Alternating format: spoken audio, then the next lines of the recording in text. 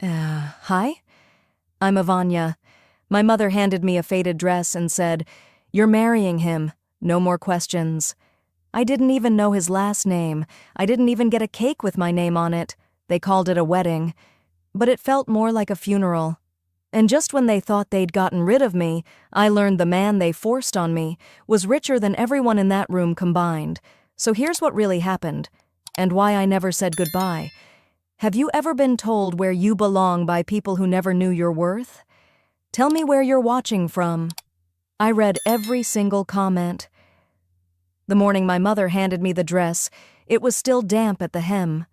A shapeless, yellowish thing with sleeves that didn't match and a neckline that sat wrong, like it had been sewn in a hurry by someone who didn't like me very much. She didn't look me in the eye when she said it. "You're marrying that man next Saturday. No more arguments." That was it. No, "How do you feel?" No, "Are you ready?" Not even a congrats. Just an order disguised as a blessing. I was 30, but in her tone I was still a child, a burden she couldn't wait to shove into someone else's arms. My father sat in his recliner as he always did, eyes glazed over the local newspaper like it held more importance than the life I was about to be thrown into. The only sound in the room was the ceiling fan clicking slightly out of rhythm. That, and the soft snicker from my sister Vera, who didn't even try to hide her smirk. "Don't forget to wash your hair," she said. "You don't want to scare him off?" I stood there holding the dress, still damp, still unwanted, like it might start dripping all the disappointments I'd been taught to swallow over the years. Growing up, I had been the quiet one, the obedient one, the one who said, "Okay, Mama," and "Yes, Daddy," even when it hurt. I gave up a full-ride scholarship to stay home and take care of Aunt Loretta when she got sick. My sister got to finish school, move away, live her own life. I stayed behind in the crumbling house with paint peeling off the porch columns and dreams peeling off my ribs. In this family, silence was mistaken for gratitude. I didn't say anything when Mama handed me off like an old shoe. I didn't say anything when she said, "This is where girls like you belong," as if I were being returned to the factory with a discount sticker slapped on my soul. The man, Lazaro, had come around twice. Once to fix the church's plumbing, once to drop off a donation basket. I knew nothing about him except that he worked construction and didn't talk much. That was good enough for them. A quiet man for a quiet girl. No questions asked. The wedding happened 5 days later.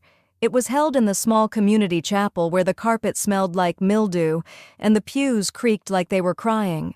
There were no flowers, no music, no smiling cousins from out of town.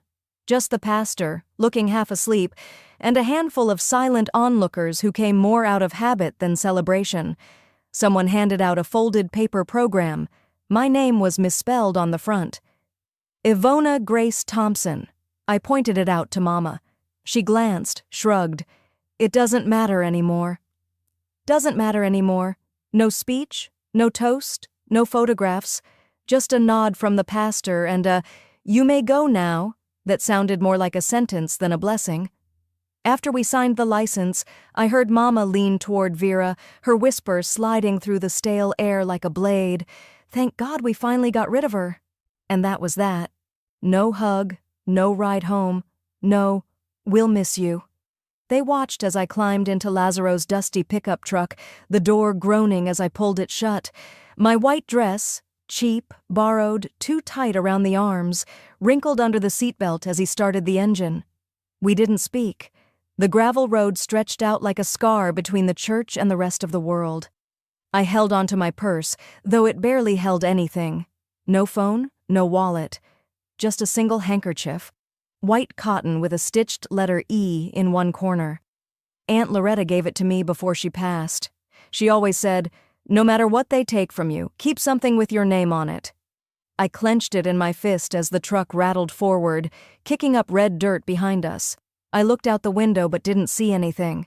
Not the trees, not the mailboxes, not the sky. I just kept hearing Mama's voice. "This is where girls like you belong." I wanted to cry, but I wouldn't.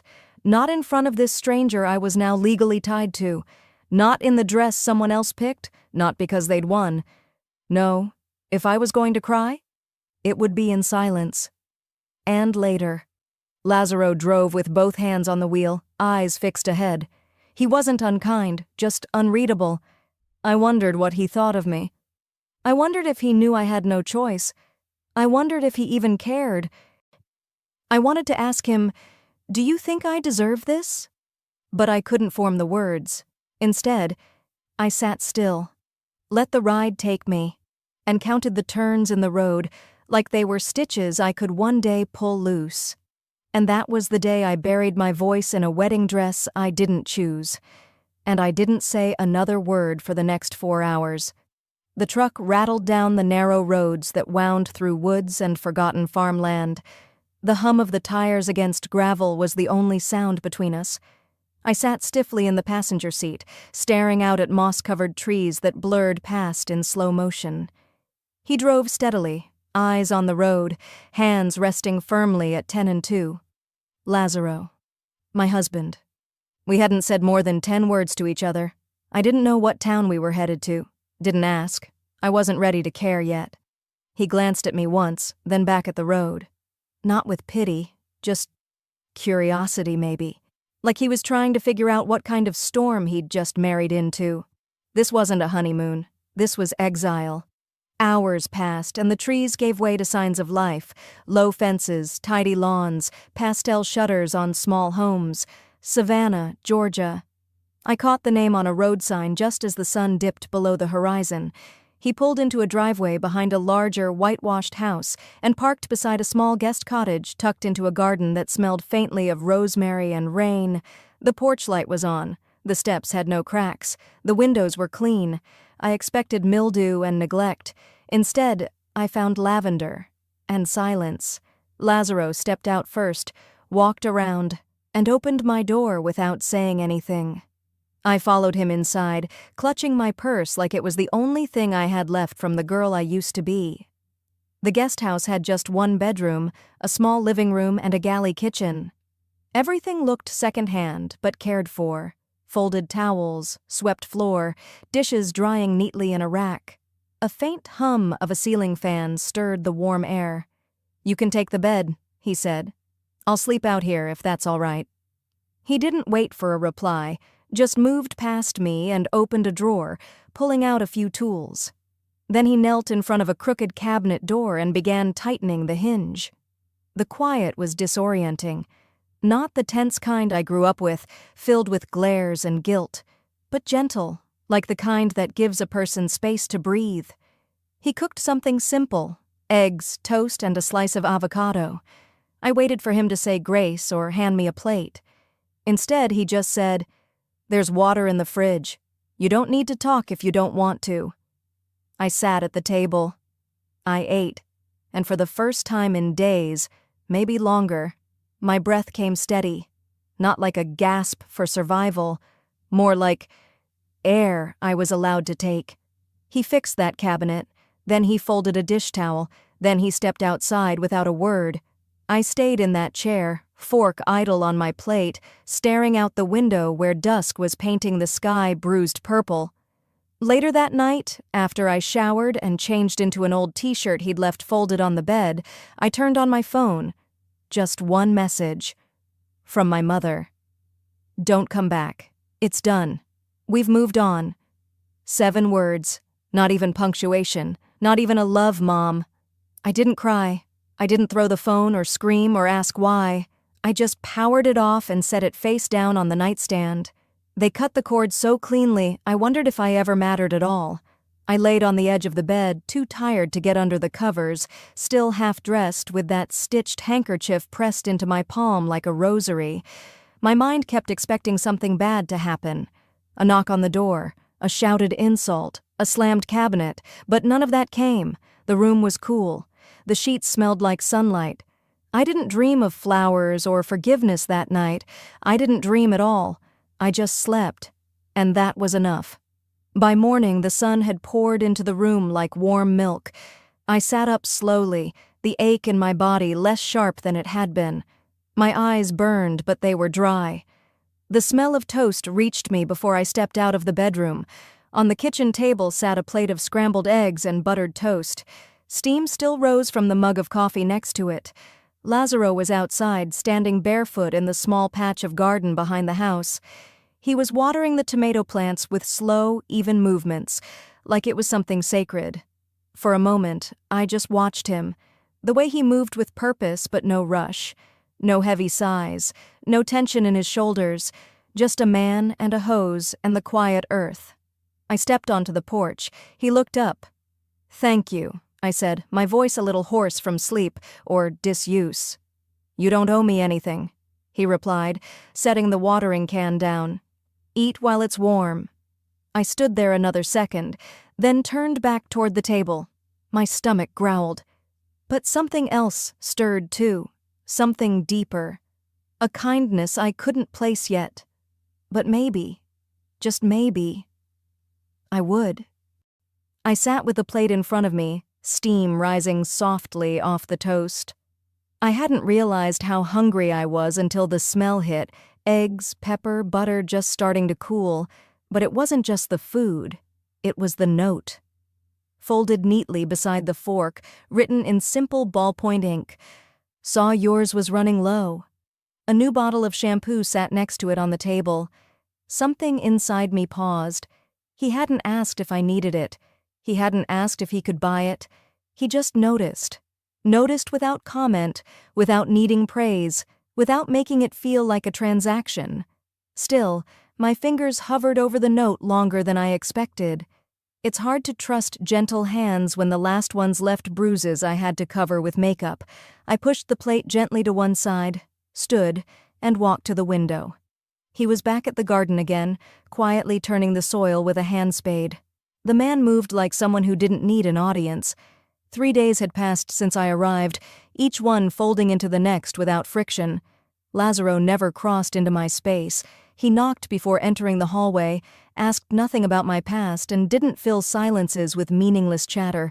He cooked, cleaned, repaired a broken drawer in the bathroom like it was a sacred duty, yet something didn't sit right. It started with his tools. One afternoon, I reached under the sink to grab a sponge and spotted the toolbox he kept tucked there. Sleek, new, stainless steel. Makita drills, Bosch laser levels, custom hex sets. Nothing a regular part-time handyman in this part of Georgia would throw cash at. Then there was the stove. It gleamed like something out of a luxury apartment magazine. I'd only seen one like it once, in a showroom in Charleston, $5,000 minimum. High-end stainless steel, 6 burners, a griddle, even a warming drawer. It sat in the middle of our modest kitchen like a grand piano in a roadside diner. When I asked, he just glanced over his shoulder and said, "It came with the place." Right. And I came with a fairy tale. The next morning, I woke to the sound of a car starting earlier than usual. I peeked through the curtain. Lazaro had traded his dusty pickup for a charcoal gray sedan, sleek and silent. He wore a button-down shirt and dark slacks. No tool belt, no paint stains. He was gone before I could ask. And something in me stirred, restless. So I dressed quickly, tied back my hair, and slipped out 10 minutes later. I followed at a distance, careful not to get too close. The streets grew busier as we moved toward the heart of Savannah. Victorian homes gave way to brownstones, which gave way to glass towers that mirrored the sky. He turned into the underground lot of a high-rise building I'd never noticed before. Sleek, all black glass and metal edges, the kind of place where men in tailored suits drank $6 coffee and talked about hedge funds and hostile takeovers. I pulled up on the opposite sidewalk and waited. And then, there he was. Lazaro. My husband. He walked through the automatic doors like he belonged there. No toolbox, no overalls, just confidence and quiet. I stood frozen. What kind of handyman walks into a building where people wear Rolexes and talk mergers? The question stuck with me the entire ride home. I cooked dinner that night. Nothing special, just pan-fried chicken and green beans. I needed to keep my hands busy while my mind raced in circles. He came in late, smelled faintly of cologne, not sweat. But he greeted me with the same gentle nod, took off his shoes at the door like always. Over dinner, I finally broke the silence. "You said you fix things." He paused, looked at me, waited. What kind of things are in that building downtown? His fork hovered midair. Then, just as calmly, he set it down and offered a half smile. I fix what people break when they forget what matters. That was it. No elaboration, no deflection either. Just that. I didn't push. I just nodded and took another bite. That night, I lay awake a little longer than usual. I stared at the ceiling fan, listening to the soft hum of air moving above me. He didn't make sense, and maybe that's why I hadn't left. The world I came from always made sense. Cruelty passed down like heirlooms, silence mistaken for love, shame woven into every Sunday dress. But this was uneven. This man gave me a guest house, a $1,000 stove, shampoo with my name practically on it, yet never once asked me to give anything back. It made me feel strange, so when he handed me a cup of tea the next morning, I didn't hesitate. I smiled and said thank you. I didn't know what he was hiding, I thought, watching him sip his own quietly across the porch. But for once I didn't want to run. I wanted to wait. Though Lazaro didn't stop me. He just leaned in the doorway that morning, arms folded, his eyes steady as always. "You don't owe them anything, Ivania." I zipped the side of my dress slowly, letting the words hang in the quiet room. "Maybe not," I said, "but I still want to believe they'll look me in the eye this time." He didn't nod, didn't shake his head either, just stepped aside and let me pass. The drive from Savannah back to Mississippi felt longer this time, though it was only 5 hours. My hands were cold against the steering wheel, even with the sun out. Lazaro had offered to come with me. I told him no. "They said it's just a small celebration for my sister," I had explained. "No need to make it a thing." But the moment I pulled up to the house, my childhood home, now freshly painted in a trendy, soft gray with white shutters, I knew something wasn't right. There were 3 rental cars parked out front and a valet in a vest. A valet in Jackson. I stepped inside to music, clinking glasses, and the unmistakable scent of catered food. The furniture had been replaced, modern, white, cold. Gone were the doilies, the rocking chair, and the faded portraits of my grandparents. My mother saw me, or rather, she looked through me. "Oh," she said flatly, "there you are." There was no hug, no kiss on the cheek. She gestured vaguely toward the back patio. "They're all out there. Try not to make an entrance." Try not to make an entrance, at an event I was invited to. I walked through the living room. No one turned, no one said my name. One woman glanced at my shoes and whispered something to her friend. I held my small, wrapped gift tighter. I'd spent the past week stitching a linen wall hanging for my sister, her favorite verse embroidered carefully by hand. I don't even remember what it said anymore, only that I chose the thread color to match the curtains from her old room. Outside, my sister stood near a glass table piled high with gift bags, Gucci, Louis Vuitton, Saks. I placed my handmade present beside them. It looked out of place, like I did. My sister turned, flicked her hair over one shoulder, and offered a smile that didn't reach her eyes. "Didn't expect you'd actually show." "I was invited," I said evenly. "Technically." She was wearing white, as if this were her wedding and not just a celebration of her promotion. Someone handed her a champagne flute. She didn't offer me one. Eventually, the crowd hushed for the big reveal, a 2-tiered cake covered in pink sugar roses. In gold script, it read, "To our beautiful firstborn." I blinked. Just that. Not our daughters. Not even her name. Just firstborn. My throat tightened, but I said nothing. Someone laughed. "Well, you're not the one people came to celebrate," my sister said sweetly, and a few nearby guests chuckled. I stepped back, bumping into a waiter. I mumbled an apology, though he barely noticed me. Later, one of my mother's old friends approached her near the punch bowl. She was smiling, nodding, holding a paper plate of cake.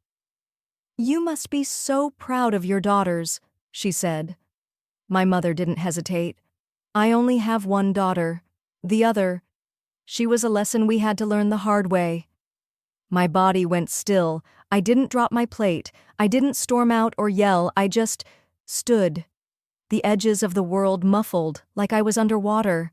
I saw a teenager snap a photo with her phone.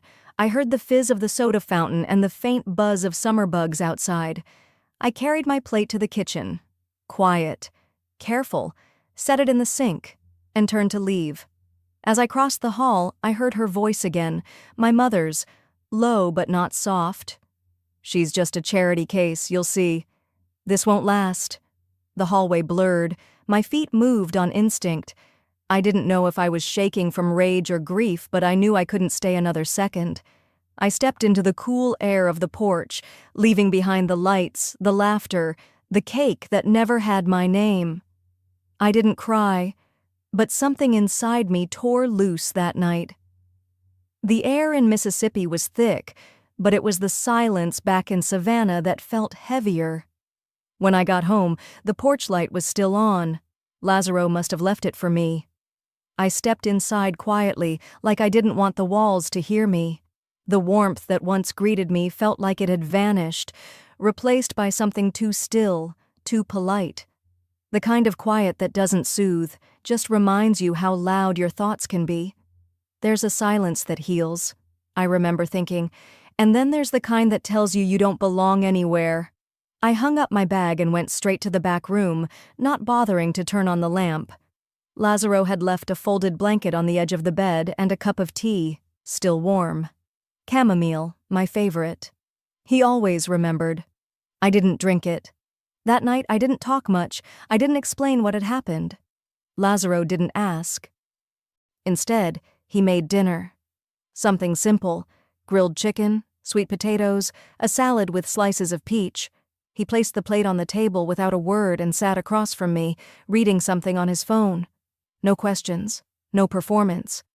"You didn't have to go," he said finally, not looking up. "I know," I replied. He stood, walked to the stove, and poured the rest of the tea into the sink. "You don't have to explain anything, but you're not a ghost here. You can exist." That somehow made it worse. Because if he had pushed, if he'd demanded answers, stormed the room, accused me of bringing old pain back into his calm life, I might have screamed. Instead, I just nodded and went to bed. I didn't sleep.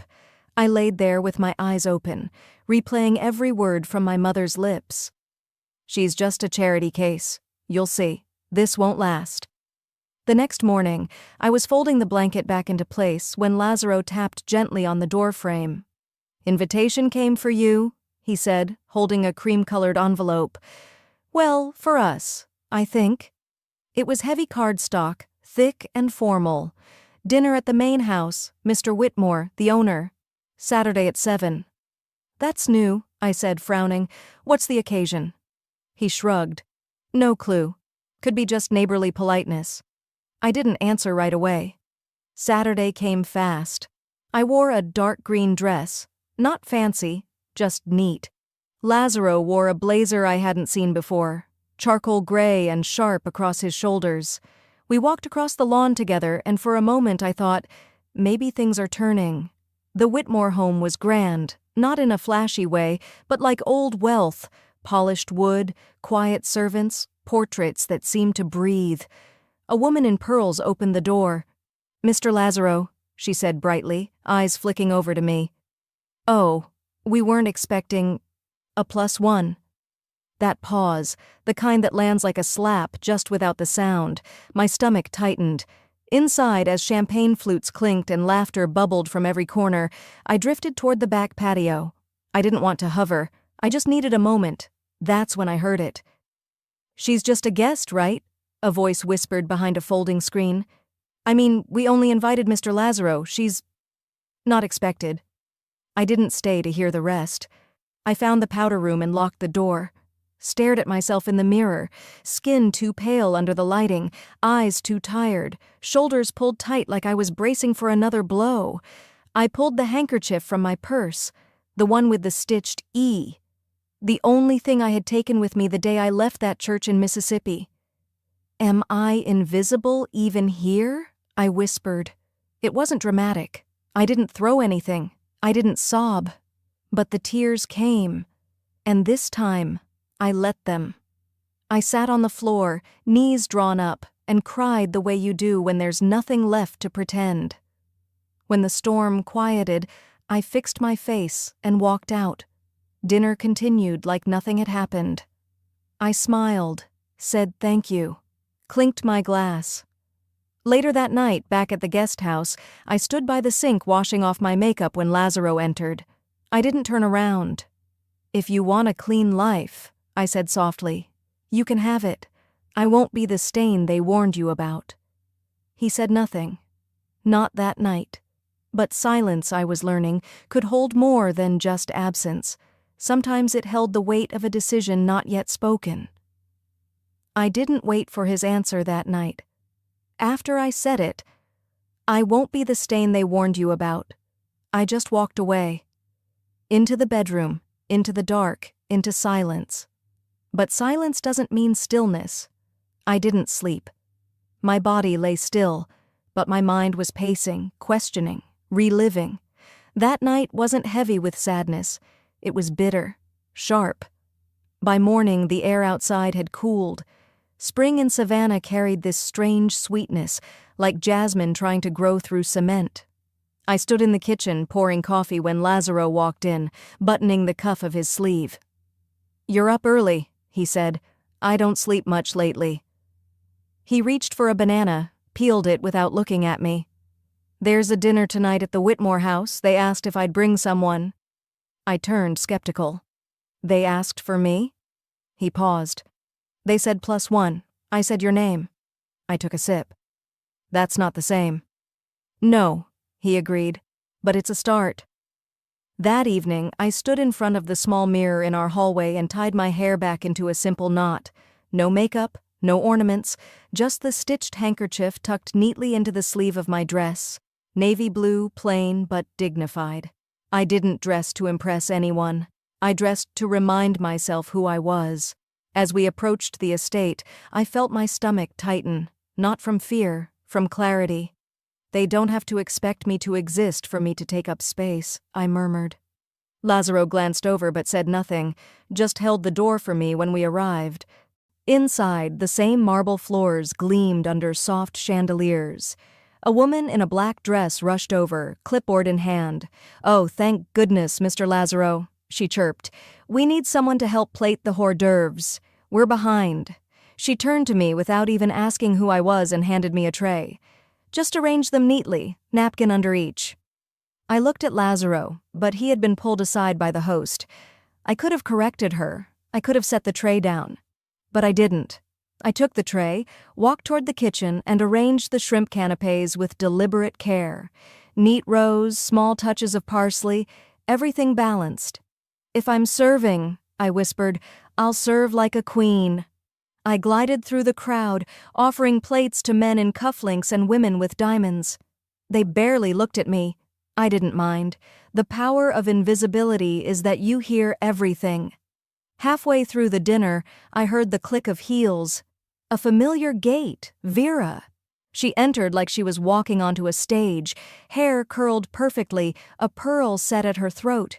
She didn't glance at me, walked right past, her perfume blooming behind her like some expensive lie. "Darlings," she beamed to the host's wife, "you outdid yourselves." The host lifted his glass. "To new beginnings. To healing," Vera toasted. I kept moving. Plate in hand, silence in my chest. Then came the moment. Vera, reaching too far for a wine glass, tipped her flute. The red spilled across the tablecloth like a wound. People gasped softly. I stepped forward, pulling a clean napkin from the service tray. "Here," I said, holding it toward her. She took it, eyes still on the mess. "Oh, thank you, dear." I didn't move. "You're welcome, Mom." The word hit like thunder cracking through fine china. The room froze. She looked up, confused at first. Then recognition crept in, slow and stunned. "Ivania?" I smiled, calm, unapologetic. "Still just a stain, right?" I set the empty tray down on the table, turned, and walked straight out the same door she came in. No one followed. Not even the air moved. The door clicked softly behind me, the only sound in the world that didn't feel like a slap. I didn't rush. I didn't cry. I didn't even look back. I walked past the tall hedges lining the Whitmore estate like they were strangers. The night air smelled of magnolia and distance, thick and humid, but cleaner than the room I'd just left. By the time I reached the guest house, my phone buzzed. A text. From Vera. "You've embarrassed yourself enough. Stay gone." I stared at it for a moment, not out of surprise, but because it was the fastest she'd ever responded to me in my life. I didn't reply. I didn't even breathe hard. I deleted it like someone brushing lint off a shirt. Nothing to hold on to, nothing left to say. Lazaro was already inside when I returned. He didn't ask questions, just poured tea, set the mug on the small table beside me, and sat quietly on the edge of the couch across the room. I was still standing when he finally spoke. "You asked who I am," he said. "I think you're ready now." He didn't say it with drama, just a quiet sort of readiness, like he'd been waiting for this moment long before I knew it was coming. I sat down, let the silence answer for me. He leaned forward, elbows on his knees, hands clasped. "My last name isn't Denson," he began. I blinked. "What?" "It's Whitmore." I felt something shift in my chest. Not panic. Not even betrayal. More like a click, like a puzzle piece slipping into place. He continued. "My mother owns Whitmore Enterprises. Furniture, real estate, private equity. She wanted me to inherit it all. I said no." He wasn't dramatic about it. No flexing, no showing off. Just facts. "I started my own company. Small, quiet, sustainable. I didn't want her name on it. I didn't want hers, or mine, so I used Denson, my grandfather's name." I couldn't speak. The tea in my mug had gone cold. He looked at me carefully. "I never told you because I didn't want to test you. I just wanted to be around someone who didn't see a bank account.